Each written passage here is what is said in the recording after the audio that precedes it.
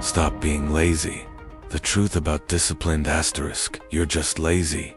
How many times have you said that to yourself? You know exactly what you should be doing. The workout, the studying, the project, the phone call you've been avoiding. And instead, you're scrolling, procrastinating, doing anything except the thing that actually matters. So you conclude the obvious explanation. You must just be a lazy person. Here's the problem with that story. It's almost never true, and believing it is actually one of the biggest reasons people stay stuck. By the end of this video, you'll understand what's really happening when you can't get yourself to do the thing, and exactly what discipline actually requires, because it's not what most people think. Part 1. Lazy is a label, not an explanit. Owen, calling yourself lazy feels like an explanation, but it's actually a dead end. It doesn't tell you anything useful about why you're stuck, and it doesn't give you anywhere to go next.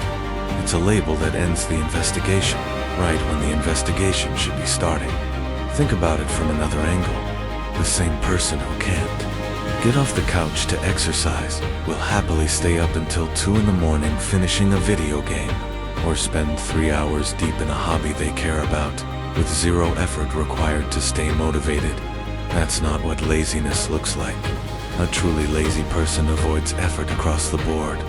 What's actually happening is far more specific and far more fixable than a fixed personality trait. Part 2.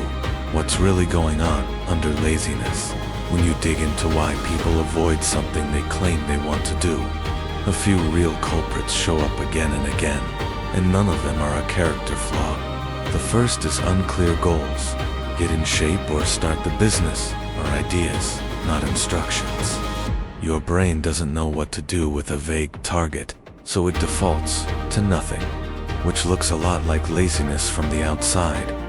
The second is fear, usually disguised as procrastination, avoiding the difficult email, the hard conversation, or the ambitious project is often less about not caring and more about not wanting to face the possibility of failing, or being judged, or discovering you're not as good at something as you hoped.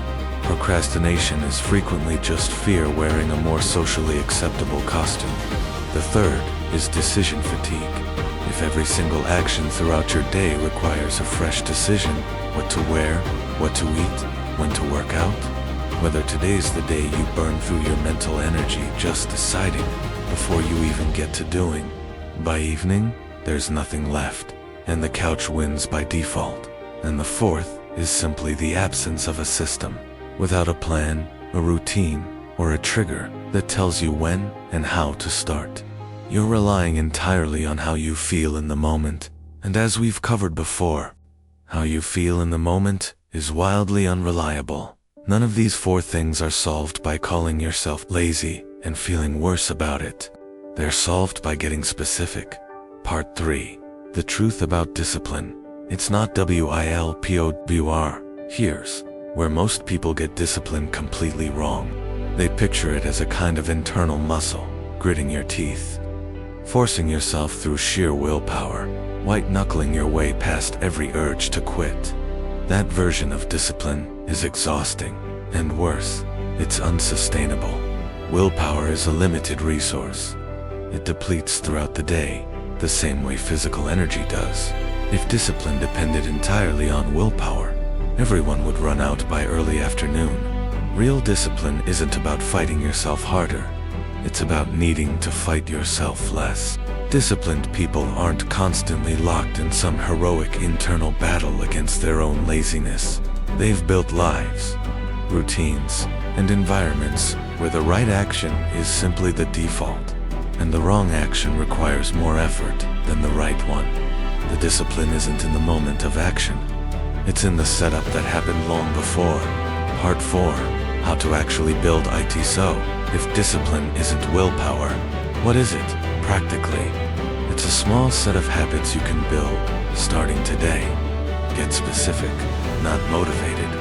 Replace "I should exercise more" with "I walk for 15 minutes at 7 a.m.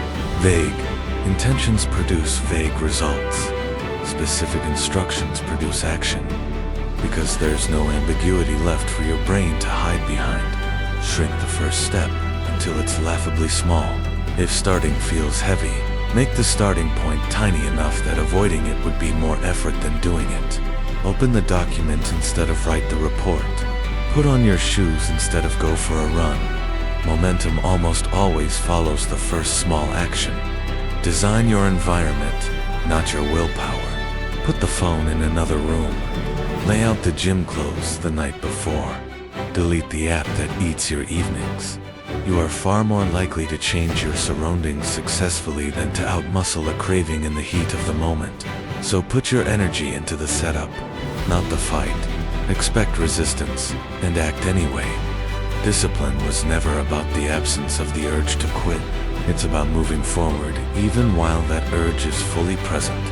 The feeling of not wanting to do it doesn't need to disappear. Before you start, you just stop waiting for it to disappear. CLO signs you were probably never actually lazy. What you were missing was clarity, a plan that accounted for fear and fatigue. In a system that didn't depend on willpower you don't have an unlimited supply of. That's not a character flaw. It's a fixable, practical problem. Stop calling yourself lazy. Start getting specific about what's actually stopping you, and build one small system to remove it. That's the real truth about discipline. It was never about being tougher on yourself. It was about needing toughness less. If this helped, subscribe for more on building habits that actually hold up in real life. See you in the next one.